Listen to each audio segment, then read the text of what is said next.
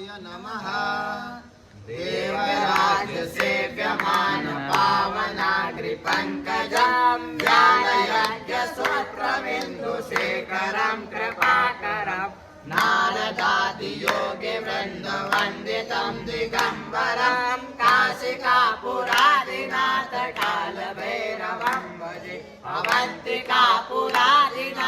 कालभैरवं भजे भानुकोटिभास्वरं भवाब्धितारकं परं नीलकण्ठवीप्सितार्थदायकं त्रिलोचनं कालकालमम्बुलाक्षमक्षशूलमक्षरं काशिकापुरादिनाथ कालभैरवं भजे अवन्तिकापुरादिनाथ कालभैरवं भजे शूलकण्ठपाशदण्डपाणिमादिकारणं श्यामकायमादिदेवमक्षरं निरामयं भीमविक्रमं प्रभुं विचित्रताण्डवप्रियं काशिकापुरादिनाथ कालभैरवं भजे अवन्तिकापुरादिनाथ कालभैरवं भजे भुक्तिमुक्तिदायकं प्रशस्तचारुविग्रहं भक्तवत्सलं स्थितं समस्तलोकविग्रहं